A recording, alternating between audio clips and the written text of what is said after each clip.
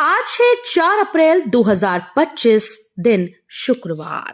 Welcome back to Clean News UP. चलिए देखते हैं उत्तर प्रदेश की 25 फटाफट बड़ी खबरों को।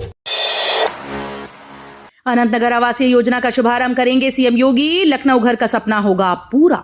उत्तर प्रदेश की राजधानी लखनऊ में अपना घर बनाने का सपना देख रहे लोगों के लिए खुशखबरी है।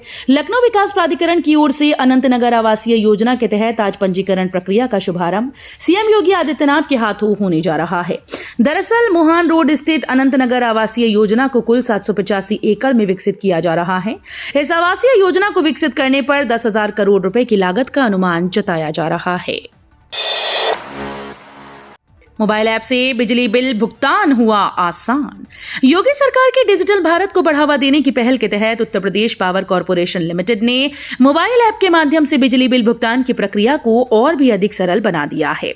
अब उपभोक्ताओं को अपने बिजली बिल के भुगतान के लिए डिस्कॉम के स्थान पर यूपीपीसीएल और अपने जिले का नाम चयन करना होगा। गन्ना विकास विभाग का बड़ा लक्ष्य। मुख्यमंत्री योगी आदित्यनाथ ने उत्तर प्रदेश को 1 ट्रिलियन इकोनॉमी बनाने का लक्ष्य तय किया है। प्रदेश के गन्ना विकास विभाग ने सीएम योगी के मिशन को पूरा करने के लिए वर्ष 2025-26 में 1,41,846 करोड़ रुपए के जीवीओ का लक्ष्य रखा है। गन्ना विकास विभाग ने अपनी वर्ष 2025-26 की कार्य योजना प्रस्तुत की, जिसमें गन्ना कृषि और संबंधित उद्योगों का उचित क्रियान्वयन कर राज्य सरकार पर अपनी आश्रितता को कम करते हुए प्रदेश की अर्थव्यवस्था में महत्वपूर्ण योगदान देने की रणनीति बनाई गई। लोहिया संस्थान में शुरू हुई रोबोटिक सर्जरी। 200 मरीजों को निशुल्क मिलेगी सुविधा। डॉक्टर राम मनोहर लोहिया आयुर्विज्ञान संस्थान में भी अब रोबोटिक सर्जरी का लाभ मिलने लगा है। संस्थान के यूरोलॉजी और रीनल ट्रांसप्लांट विभाग में the Vinci XI double console system का उपयोग करके 2 मरीजों की रोबोटिक सर्जरी की गई। अभी तक रोबोटिक सर्जरी की सुविधा सिर्फ संजय गांधी PGI में ही थी। यूपी में जीएनएम दाखिले के लिए पंजीकरण शुरू। 11 जून को होगी प्रवेश परीक्षा। उत्तर प्रदेश ने यूपी जीएनएम प्रवेश परीक्षा 2025 की अधिसूचना जारी कर दी है। अधिसूचना जारी होने के साथ ही इस परीक्षा के लिए पंजीकरण प्रक्रिया भी शुरू कर दी गई। इच्छुक उम्मीदवार आधिकारिक वेबसाइट पर जाकर अपना आवेदन पत्र भरकर जमा कर सकते हैं। आवेदन करने की अंतिम तिथि 14 मई 2025 रात्रि 11:59 तक है। उम्मीदवार 7 मई से 14 मई रात्रि 11:59 बजे तक अपने आवेदन पत्र को संशोधित कर सकेंगे। मनरेगा श्रमिकों के लिए खुशखबरी, बढ़ गई मजदूरी।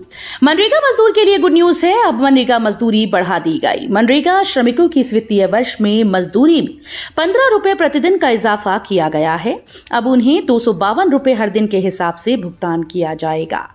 पिछले वित्तीय वर्ष में 237 रुपए प्रतिदिन का भुगतान होता था। जनवरी में केंद्रीय मंत्री शिवराज सिंह चौहान के साथ हुई बैठक में उप मुख्यमंत्री केशव प्रसाद मौर्य ने मनरेगा श्रमिकों की मजदूरी बढ़ाने का सुझाव दिया था। पिछली सरकार माफिया पैदा करती थी, हमने विदा कर दिया, प्रयागराज में बोले सीएम योगी। प्रयागराज के शृंगवेरपुर धाम में मुख्यमंत्री योगी आदित्यनाथ ने विपक्ष पर जमकर निशाना साधा। उन्होंने कहा कि पिछली सरकार प्रदेश में माफिया पैदा करती थी, लेकिन हमने उत्तर प्रदेश से उसे विदा कर दिया है। निषाद राज गुह की जयंती पर गुरुवार को मुख्यालय से करीब 40 किलोमीटर दूर निषाद राज के नगर शृंगवेरपुर में आयोजित कार्यक्रम में मुख्यमंत्री ने गुरुवार को 580 करोड़ रुपए की 181 परियोजनाओं का लोकार्पण व शिलान्यास किया। बिजली विभाग में तैनात 145 कर्मचारियों की नौकरी पर लटकी तलवार, तैयार की जा रही लिस्ट। बिजली विभाग में निविदा के पद पर काम कर रहे कर्मचारियों की नौकरी पर तलवार लटक गई है। मुख्यालय से प्राप्त हुए आदेशों के बाद जनपद में कर्मचारियों की संख्या कम की जा रही है। वर्तमान में बिजली विभाग में निविदा व संविदा के पद पर 918 कर्मचारी कार्य कर रहे हैं, जिनमें से 145 कर्मचारियों को निकाले जाने की तैयारी विभाग ने कर ली है। सेबी से क्लियरेंस के बाद एनएसई में लिस्ट होगा नगर निगम बॉन्ड। अप्रैल में किया जा सकता है जारी। सेबी के क्लियरेंस के बाद नगर निगम बॉन्ड एनएसई में लिस्ट हो जाएगा। उम्मीद है कि अप्रैल में नगर निगम की ओर से बॉन्ड जारी किया जाएगा। इसके लिए निगम को AA स्टेबल रेटिंग मिल चुकी है। लखनऊ और गाजियाबाद के बाद वाराणसी नगर निगम 50 करोड़ रुपए म्युनिसिपल बॉन्ड जारी कर देगा। कागजी प्रक्रिया पूर्ण हो गई है। नगर निकायों की वसूली में 44% बढ़ोतरी। इन 3 शहरों से आया सबसे ज्यादा राजस्व। प्रदेश के स्थानीय नगर निकायों ने वित्तीय वर्ष 2024-25 में 44.5% की राजस्व वृद्धि दर्ज की। इस वर्ष नगर निकायों द्वारा 5,568 करोड़ की राजस्व वसूली की गई। नगर विकास विभाग के अंतर्गत आने वाले 17 प्रमुख नगर निगमों ने 4,140 करोड़ के वार्षिक लक्ष्य के मुकाबले 4,586 करोड़ की वसूली की, जिससे 11% की अतिरिक्त बढ़ोतरी दर्ज की गई। फ्लोट क्रूज ही नहीं, नौकायन पर अब मून लैंडिंग का भी लीजिए आनंद। कार्निवाल पार्क तैयार। शहर के लोगों के घूमने के लिए नौकायन रोड पर एक और बेहतरीन जगह अगले सप्ताह मिल जाएगी। वो है बाबा गंभीरनाथ प्रेक्षागृह के बगल में ब्राजील की तर्ज पर बना कार्निवाल पार्क। इस पार्क में 2 साल से ऊपर की उम्र से लेकर बड़ों तक के मनोरंजन और रोमांच का भरपूर प्रबंध है। 50 रुपए प्रवेश शुल्क देकर यहां से 60 से अधिक खेलों का आनंद लिया जा सकता है। नोएडा में 11.56 किलोमीटर रूट पर नई मेट्रो लाइन का सर्वे शुरू। नोएडा सेक्टर 142 से सेक्टर 38 से बॉटनिकल गार्डन तक बनने वाली नई मेट्रो लाइन को लेकर नोएडा मेट्रो रेल कॉर्पोरेशन ने तैयारियां शुरू कर दी हैं। इस लाइन के लिए टोपोग्राफी और जीपीएस सर्वे शुरू करा दिया गया है। एक्वा लाइन के इस एक्सटेंशन रूट की डीपीआर मंजूरी के लिए केंद्र के पास है।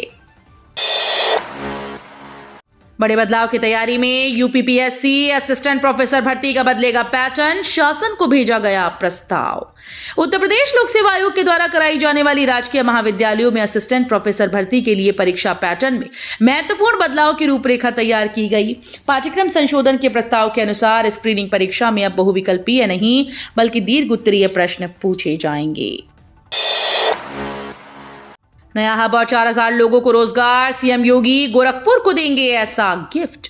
यूपी के एथेनॉल उत्पादन में अब गोरखपुर भी बड़ी भूमिका निभाने जा रहा है। जिले में एक बड़े एथेनॉल प्लांट का मुख्यमंत्री के हाथों उद्घाटन होने जा रहा है। 2 और प्लांट आने वाले दिनों में योगदान देने के लिए तैयार हो जाएंगे। एक ही जिले में 3 स्थानों पर एथेनॉल उत्पादन होने से गोरखपुर पूर्वी उत्तर प्रदेश एथेनॉल उत्पादन का हब बनकर उभरेगा। संभल में चलेगा बुलडोजर, 19 घरों को भेजे नोटिस, 15 दिन में खाली करने का समय।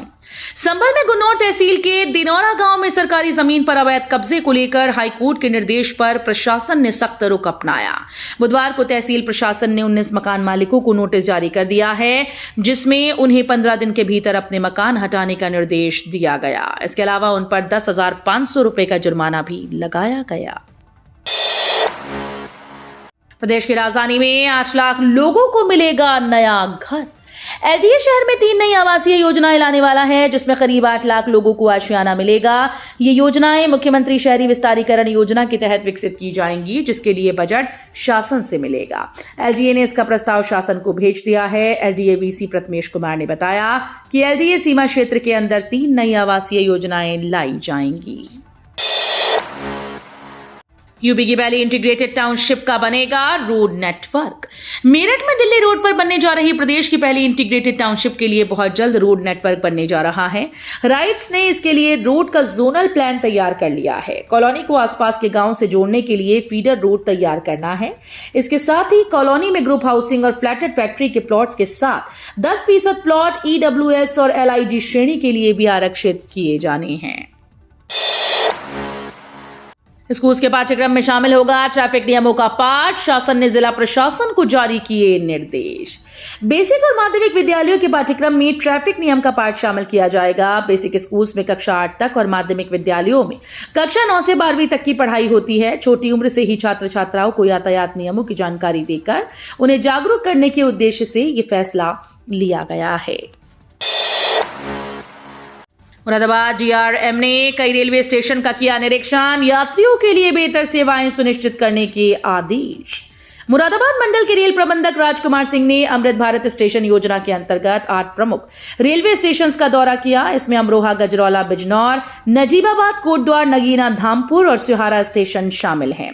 निरीक्षण के दौरान डीआरएम राजकुमार सिंह ने नजीबाबाद रेलवे स्टेशन का दौरा कर प्लेटफॉर्म और विश्राम गृह की स्थिति का जायजा लिया। मई में ओएमआर शीट पर परीक्षा करने होंगे 75 अंक के 75 प्रश्न। राजा महेंद्र प्रताप सिंह राज्य विश्वविद्यालय से संबद्ध महाविद्यालयों की सम सेमेस्टर की परीक्षाएं मई में होंगी। इस बार परीक्षार्थियों को 75 प्रश्नों के उत्तर देने होंगे। पूर्णांक 75 अंकों का है। पहले 65 प्रश्नों के उत्तर देने पड़ते थे। अंकों को जोड़ने में दिक्कत होने की वजह से परीक्षा समिति ने ये फैसला लिया है।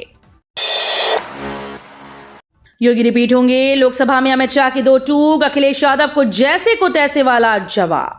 लोकसभा में वक्फ बिल पर देर रात तक चर्चा होती रही। इस दौरान गृह मंत्री अमित शाह और समाजवादी पार्टी के अध्यक्ष अखिलेश यादव के बीच गजब की जुगलबंदी देखने को मिली। 2 घंटे के अंदर 2 बार ऐसा मौका आया जब अखिलेश यादव की बोलती अमित शाह ने हंसते मुस्कुराते बंद कर दी। पहली बार अखिलेश भाषण दे रहे थे और अमित शाह को उठना पड़ा। दूसरी बार अमित शाह भाषण दे रहे थे और अखिलेश यादव ने योगी पर कुछ बोलने के लिए कह दिया। इस पर बिना देरी किए अमित शाह ने कह दिया कि वो भी यूपी में रिपीट कर रहे हैं। वक्फ बोर्ड पर गरजे सीएम योगी, दिया ये बड़ा बयान। मुख्यमंत्री योगी गुरुवार को मर्यादा पुरुषोत्तम प्रभु श्री राम के प्रिय सखा भगवान निषाद राज गुहा के जन्मोत्सव के अवसर पर प्रयागराज के श्रृंगवीरपुर पहुंचे। सीएम योगी ने प्रभु श्री राम और राजा निषाद से जुड़ी कथाओं तथा एक जनपद एक उत्पाद पर आधारित प्रदर्शनी का शुभारंभ किया। इस अवसर पर मुख्यमंत्री ने प्रयागराज में 579 करोड़ रुपए की 181 विकास परियोजनाओं का लोकार्पण और शिलान्यास भी किया। उत्तर प्रदेश के मुख्यमंत्री योगी आदित्यनाथ ने कहा कि महाकुंभ की तैयारी के दौरान वक्फ बोर्ड ने यह दावा किया था कि कुंभ की भूमि उनकी है। ये माफिया बोर्ड बन गया था, लेकिन पीएम नरेंद्र मोदी और गृह मंत्री अमित शाह ने इनकी मनमानी पर लगाम लगा दी है। भाजपा के राष्ट्रीय कोषाध्यक्ष बोले, वक्फ के नाम पर हुई करोड़ों की लूट प्रशासन जांच करे। बरेली में भाजपा के राष्ट्रीय कोषाध्यक्ष राजेश अग्रवाल ने बृहस्पतिवार को अपने आवास पर वक्फ संशोधन बिल को लेकर प्रेस वार्ता की। उन्होंने कहा कि वक्फ संशोधन बिल से सरकार धार्मिक कार्य में नहीं घुस रही। वक्फ की संपत्तियों का हिसाब किताब अब कोई तो देखेगा। डीएम को जिम्मेदारी बिल में दी गई, वो पहले ही सभी जमीन विवादों का निपटारा देखता है। 32 ग्राम प्रधान और सचिव पर एक्शन, लापरवाही पर जीपीआरओ ने जारी की नोटिस। अंबेडकर नगर जिले की सभी 899 ग्राम पंचायतों को मॉडल गांव के रूप में तैयार करने की योजना पूरी तरह से धराशायी हो गई। ग्राम प्रधान व ग्राम सचिव की लापरवाही के चलते ग्रामीणों को योजना का समुचित लाभ नहीं मिल सका। अंदाजा इसी से लगाया जा सकता है कि वित्तीय वर्ष 2024-25 में जिले के 330 गांव को मॉडल गांव के रूप में संतृप्त किया जाना था, लेकिन तमाम निर्देश के बाद भी 32 गांव पूरी तरह से संतृप्त नहीं हो सके। प्रयागराज के नाविकों को सीएनजी नाव का तोहफा देगी सरकार। मुख्यमंत्री योगी आदित्यनाथ ने श्रृंगवीरपुर में कहा कि निषाद राज की परंपरा को आगे बढ़ाने वाले केवट निषाद मल्लाह को अच्छी नौका देने के साथ ही इनके लिए सीएनजी नौका की व्यवस्था की जाएगी। सीएम ने योजनाओं का लोकार्पण और शिलान्यास करने के साथ ही निषाद राज बोट सब्सिडी योजना के तहत 1100 नाविकों को 3.20 करोड़ रुपए, मत्स्य संपदा योजना के तहत 1400 मत्स्य पालकों को 20 करोड़ रुपए और किसान क्रेडिट कार्ड के जरिए 138 करोड़ रुपए के ऋण वितरित किए। तो ये थी आज की 25 फटाफट बड़ी खबरें। अगर आपको न्यूज पसंद आई हो तो वीडियो को लाइक और शेयर जरूर करें। धन्यवाद।